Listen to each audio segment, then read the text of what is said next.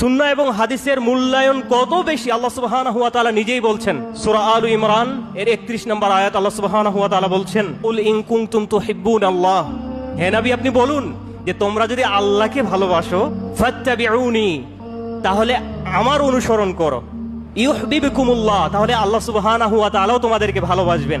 তাহলে রাসূলের অনুসরণ করলে আল্লাহকেও ভালোবাসা হয় এবং আল্লাহর ভালোবাসাও পাওয়া যায়। পরন্তু আরো আমাদের জন্য কি বৃদ্ধি করেছেন, ওয়ায়াগফির লাকুম যুনুবাকুম, তোমাদের পাপসমূহকে ক্ষমা করে দেওয়া হবে, ওয়াল্লাহু গফুর রহিম, তিনি হলেন পরম ক্ষমাশীল অসীম দয়ালু। তাহলে যারা আল্লাহকে ভালোবাসার দাবি করে বা যারা আল্লাহর ভালোবাসা পেতে চায়, তাদেরকে রাসূলের অনুসরণ তাদের জন্য অপরিহার্য। রাসূলের অনুসরণ ছাড়া, তার আনুগত্য ছাড়া আল্লাহর ভালোবাসার দাবি বা আল্লাহর ভালোবাসা পাওয়ার আশা একেবারেই মিথ্যা, একেবারে ভিত্তিহীন। এখানে রব্বুল আলামিন তাকে ভালোবাসার একটা মাপকাঠি দিয়েছেন। রব্বুল আলামিন এখানে নবী সাল্লাল্লাহু আলাইহি সাল্লামের সুন্নাহর কষ্টি পাথরে আপনাকে আমাকে আপনার আমার ভালোবাসাটাকে যাচাই করতে বলেছেন। অর্থাৎ যার মাঝে নবীর সুন্নাহ, নবীর আনুগত্য যত বেশি, সে আল্লাহকে তত বেশি ভালোবাসে আর আল্লাহ ওই ব্যক্তিকে ভালোবাসেন। যার মাঝে রাসূলের সুন্নাহ যত কম, যার মাঝে রাসূলের আনুগত্য যত কম, তার মাঝে আল্লাহর ভালোবাসাও কম, আল্লাহ ওই ব্যক্তিকে ভালোবাসেন না। আল্লাহ তাআলা কোরআন আল কারীমের অসংখ্য আয়াতে বলেছেন, যেমন সূরা নূর এর 54 নম্বর আয়াতে আল্লাহ তাআলা বলছেন, ইন তুতিউহু তাহতাদু, যদি তোমরা রাসূলের আনুগত্য করো তোমরা সুপথ প্রাপ্ত হবে, হেদায়েত প্রাপ্ত হবে।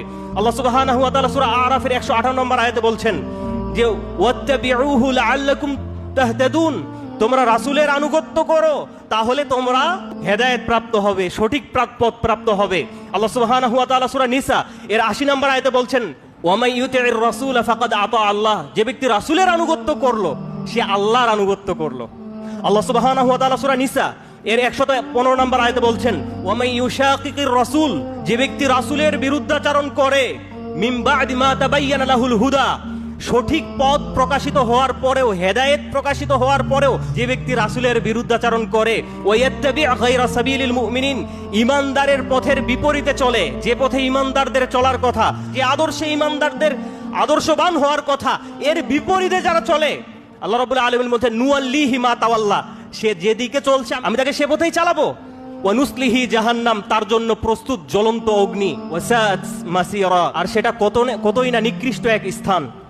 সহিহুল বুখারীতে উল্লেখ রয়েছে, আল্লাহ রাসূল বলেন, মান আতা মুহাম্মাদান ফাকাদ আতা আল্লাহ, যে ব্যক্তি মুহাম্মদের আনুগত্য করলো সে যেন আল্লাহর আনুগত্য করলো। ওয়ামান আসা মুহাম্মাদান ফাকাদ আসাল্লাহ, যে ব্যক্তি মুহাম্মদ সাল্লাল্লাহু আলাইহি সাল্লামের আনুগত্য করলো না সে যেন আল্লাহরই আনুগত্য করলো না।